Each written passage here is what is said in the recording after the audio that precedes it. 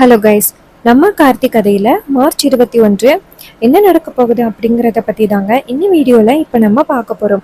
இந்த வீடியோவுக்கு மறக்காம லைக் பண்ணிக்கோங்க. நீங்க லைக் பண்றது தான் எங்களுக்கு அடுத்து வீடியோ போடுறதுக்கு ரொம்ப இன்ட்ரெஸ்டிங்கா இருக்கும். ஸோ மறக்காம லைக் பண்ணிட்டு இந்த வீடியோவை தொடர்ந்து பாருங்க.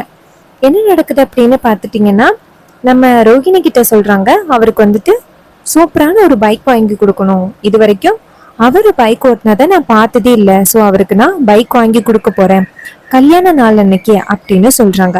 அதுக்கு ரோகிணி சொல்றாங்க, சூப்பர் டி, கண்டிப்பா அவருக்கு ரொம்ப பிடிக்கும், அவர்கிட்ட பைக் இல்லை அப்படின்ட்டு பேசிக்கிட்டு இருக்காங்க. அதே நேரத்துல அந்த இடத்துல மயில் வராரு.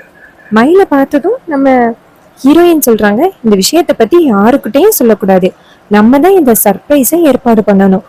அவர் எப்படி எனக்கு தெரியாம சர்ப்ரைஸா ஏற்பாடு பண்ணாரு, அதே மாதிரி நானும் அவருக்கு இந்த ஏற்பாடுகள் எல்லாத்தையுமே சர்ப்ரைஸா பண்ண போறேன் அப்படின்னு சொல்றாங்க. இதை கேட்டது நம்ம ரோகிணி இருக்காங்கல்ல, சூப்பர் டி, ரெடி பண்ணு அப்படின்னு சொல்ல ஹீரோயினும் சரி அப்படின்னு சொல்றாங்க.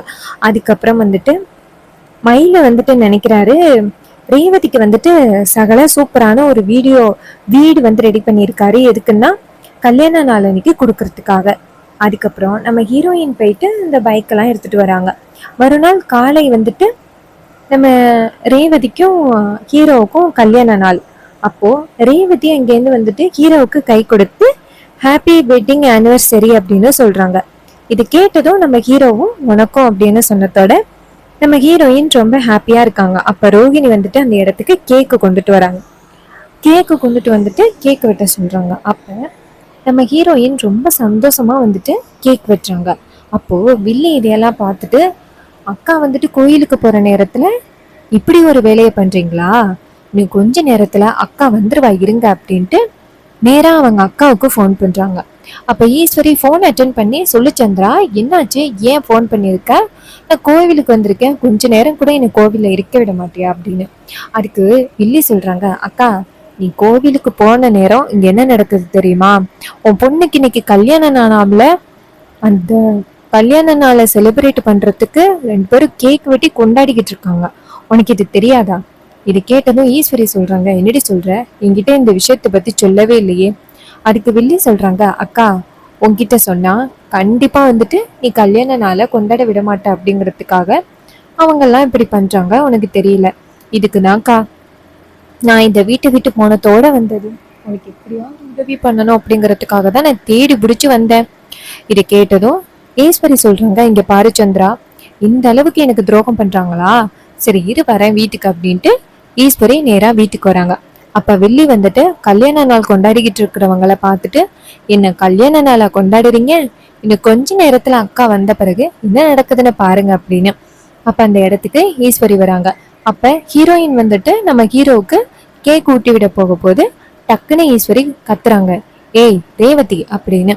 ரேவதி அவங்க அம்மாவை பார்த்ததோட எந்தவித பயமும் இல்லாம, வாங்கம்மா, இன்னைக்கு எனக்கும் அவருக்கும் கல்யாண நாள், அக்காவும் மாமாவும் சர்ப்ரைஸ் ஏற்பாடு பண்ணியிருக்காங்க. இதை கேட்டதும் ஈஸ்வரி சொல்றாங்க, என்னது கல்யாண நாளா, அவனுக்கும் உனக்கும் விவாகரத்துக்கான ஏற்பாடுகளை பண்ணியிருக்கேன், என்ன கல்யாண நாள்னு சொல்லிக்கிட்டு இருக்க, இங்க பாரு, கோர்ட்ல உங்க 2 பேரோட விவாகரத்து போய்கிட்டு இருக்கு, தெரியுமா இல்லையா? அதுக்கு ஹீரோயின் சொல்றாங்க, அம்மா அதெல்லாம் எனக்கு தெரியும், எப்படியா இருந்தாலும் நான் இவரை விவாகரத்து பண்ண போறது கிடையாது, அதற்கு வாய்ப்பே இல்லை, நீங்க தான் தேவையில்லாம வந்துட்டு என்னை வந்து கட்டாயப்படுத்திக்கிட்டு இருக்கீங்க, நீங்க என்ன சொன்னாலும் நான் கண்டிப்பா இவரை விவாகரத்து பண்றதுக்கு வாய்ப்பே இல்லைம்மா. இதை கேட்டதும் ஈஸ்வரி சொல்றாங்க, இங்க பாருடி, எனக்கு நீ அன்னைக்கு சத்தியம் பண்ணி கொடுத்துருக்க, ஸோ அந்த சத்தியத்தை காப்பாத்துறத விதமா நீ சரின்னு சொல்லிதான் ஆகணும். அதுக்கு ஹீரோயின் சொல்றாங்க, இங்க பாருமா, நீங்க ஒரு நல்ல விஷயத்துக்காக சொன்னீங்க அப்படின்னா நான் கண்டிப்பா இவரை விவாகரத்து பண்ணுவேன், ஆனா இவர் ரொம்ப நல்லவர், நம்ம குடும்பத்துக்கு தொடர்ச்சியா நல்லது மட்டும்தான் பண்ணியிருக்காரு, இவரால நம்ம குடும்பத்துல உள்ளவங்க யாருமே இது வரைக்குமே பாதிக்கப்பட்டதே கிடையாது, அப்படி இருக்கையில பொசுக்குன்னு நீங்க வந்துட்டு இவரை பிரியணும்னு சொன்னா என்னால எப்படி பிரிய முடியும், இவரால நம்ம குடும்பம் சந்தோஷம்தான் பட்டிருக்கு, எந்த வகையிலையும் யாரும் கஷ்டப்படல, ஸோ நீங்க சொல்றதை என்னால கேட்க முடியாது, எனக்கு என் ஹஸ்பண்ட் ரொம்ப முக்கியம். இதை கேட்டதும் ஈஸ்வரி ஷாக் ஆகுறாங்க. அப்ப வில்லி நினைக்கிறாங்க, ஆகா அக்கா கிட்ட செமையா எதிர்த்து பேசிட்டாலே, இது போதுமே அக்கா வந்துட்டு கோவப்பட அப்படின்னு. அப்போ ஈஸ்வரி சொல்றாங்க, அப்படியா, அப்போ உனக்கு நான் முக்கியம் இல்லை அப்படிதானே சொல்ற, ஸோ உனக்கு நான் யாருன்னு காமிக்கிறேன் அப்படின்னு ஈஸ்வரி அந்த இடத்துல இருந்து ரூமுக்கு போறாங்க. அப்ப ரோகிணி சொல்றாங்க, அம்மா கோவப்பட்டு போறது பார்த்தா ஏதாவது அவசரப்பட்டு முடிவெடுப்பாங்களோ. அப்ப ரேவதி சொல்றாங்க, இங்க பாருக்கா, அம்மா என்ன முடிவெடுத்தாலும் சரி, நான் கண்டிப்பா என் புருஷனை விட்டு பிரியவே மாட்டேன், அதுல எந்த வித மாற்றமும் இல்லை அப்படின்னு.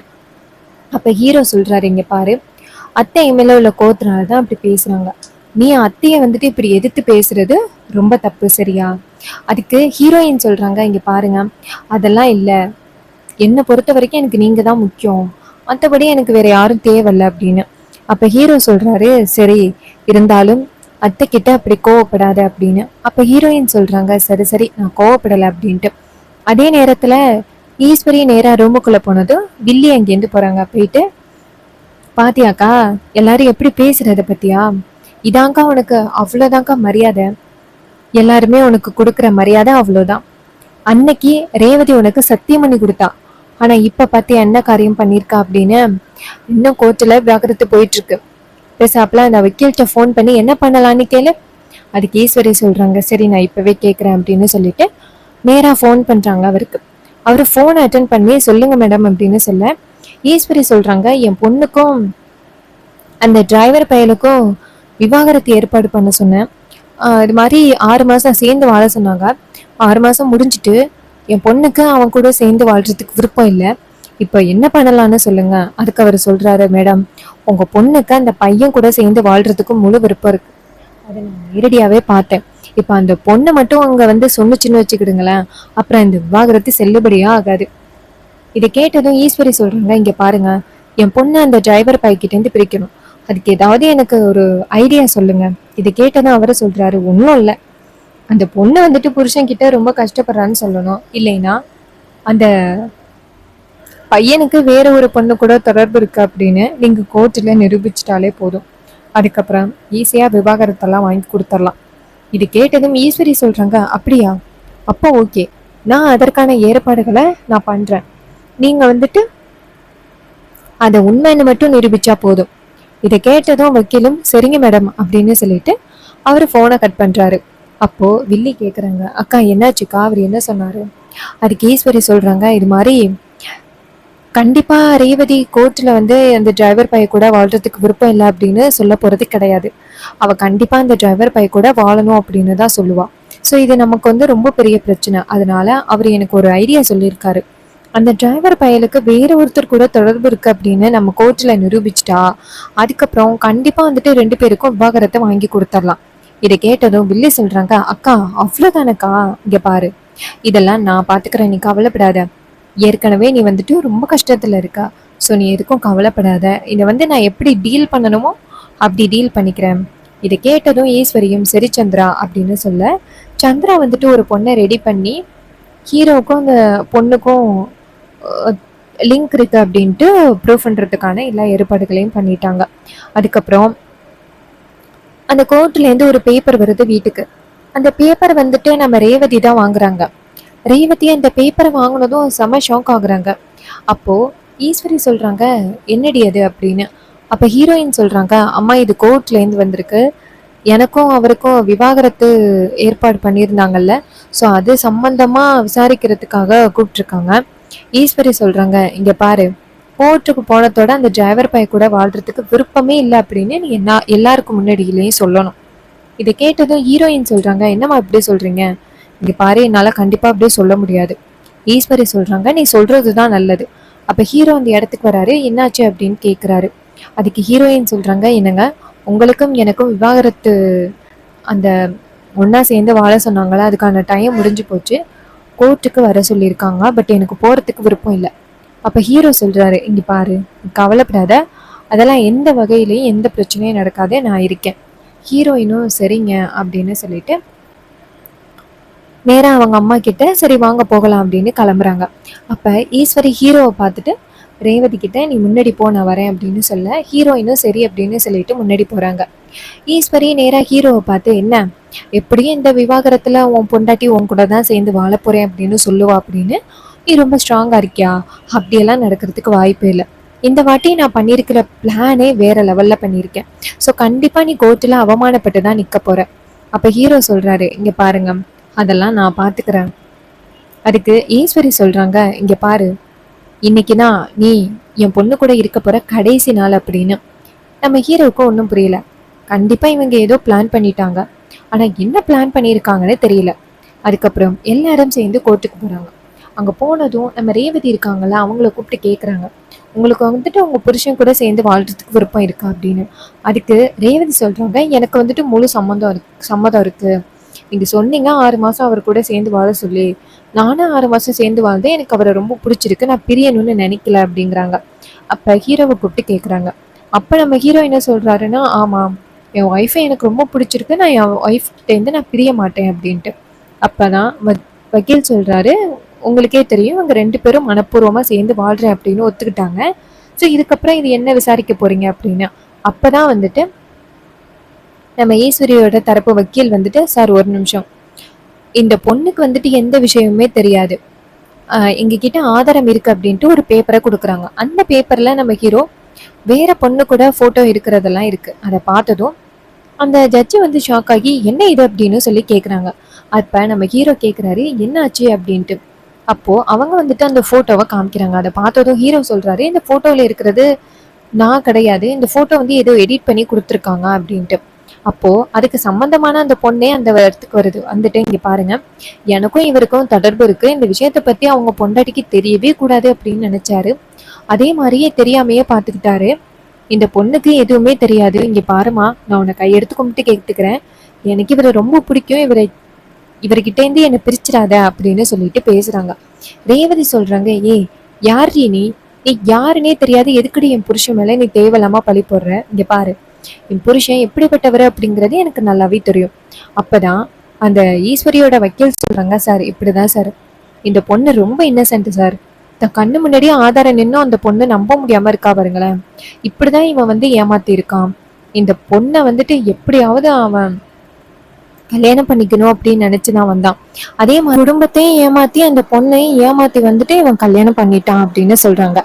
இதை கேட்டதும் ரேவதி சொல்றாங்க, இங்க பாருங்க, இவங்க சொல்றதே யாரு சொல்றதுமே உண்மை கிடையாது, என் புருஷன் அப்படிப்பட்டவர் இல்லை அப்படின்ட்டு. அதுக்கு அந்த வக்கீல் சொல்றாரு, பாத்தீங்களா சார், இந்த பொண்ணு எவ்வளவு இன்னசென்ட்டா இருக்கு அப்படின்ட்டு, அந்த அளவுக்கு இவன் ஏமாத்தி வச்சிருக்கான் சார், நீங்க தான் சார் ஒரு முடிவு எடுக்கணும் அப்படின்னு சொன்னதோட அதிகாரிங்க வந்துட்டு நேரா நம்ம ஹீரோவை பார்த்து, எவ்வளவு பெரிய வேலையை பண்ணிட்டு ரொம்ப நல்ல மாதிரி இருந்துகிட்டு இருக்க, ரொம்ப பெரிய தொழிலதிபர் அப்படின்னு நினைச்சோம், பாரு என்ன காரியம் பண்ணிருக்க அப்படின்னு சொல்லிட்டு நம்ம ஹீரோவை கைது பண்றாங்க. இதை பார்த்துட்டு நம்ம ரேவதிக்கு ரொம்ப அதிர்ச்சியா இருக்கு. அவங்க அம்மா கிட்ட, அம்மா ஏமா இப்படி பண்றீங்க, அவர் மேல பொய்யான ஒரு ஒரு தப்பான ஒரு விஷயத்த சொல்லி ஏமா இப்படி பண்றீங்க அப்படின்னு. அதுக்கு ஈஸ்வரி சொல்றாங்க, இங்க பாரு, என்னை பொறுத்த வரைக்கும் நீ எனக்கு ரொம்ப முக்கியம், அவன் தேவையில்லாம நம்ம குடும்பத்துக்குள்ள வந்து நிறைய பிரச்சனைகளை உண்டாக்கிட்டு இருக்கான். சோ இதுக்கு மேலே அவனால நம்ம குடும்பத்துல உள்ளவங்க யாரும் பாதிக்கப்படக்கூடாது. அவன் என்னைக்கு நம்ம குடும்பத்துக்குள்ள காலடி எடுத்து வச்சானோ அன்னைக்கு நம்ம குடும்பத்துல உள்ள நிம்மதி எல்லாமே போயிருச்சு. சோ இதுக்கப்புறமும் நீ தேவையில்லாம அவனை நம்பாத, அவன் எப்படியோ போகட்டும், நீ வா அப்படின்னு.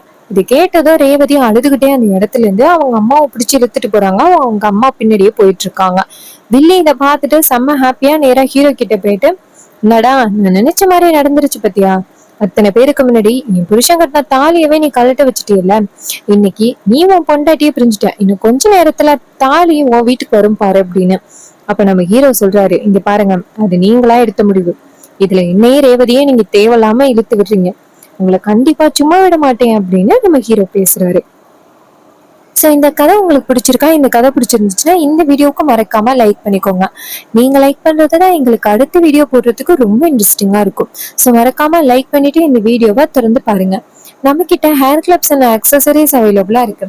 நம்ம கிட்ட ட்ரெண்டிங்ல இருக்கிற டிரான்ஸ்பரண்ட் கிளாக் கிளிப் இருக்குங்க. இந்த கிளாக் கிளிப் வந்து பர் பீஸ் எவ்வளவு வரும்னு பாத்தீங்கன்னா ஜஸ்ட் 25 rupeesக்கு கொடுக்குறோம். இதே மாதிரி நிறைய கிளிப்ஸ் நம்ம கிட்ட அவைலபிளா இருக்கு. ஹோல்சேல்ல பிசினஸ் பண்றீங்க அப்படின்னா உங்களுக்கு 6 கிளிப் ஜஸ்ட் 180 rupeesக்கு ஃப்ரீ ஷிப்பிங்கோட பண்ணி கொடுக்குறோம். வேணும் அப்படின்னா சீக்கிரம் ஆர்டர் பிளேஸ் பண்ணுங்க. இதே மாதிரி வேற ஏதாவது ஒரு கதையில பார்ப்போம். தேங்க்யூ ஃபார் வாட்சிங்.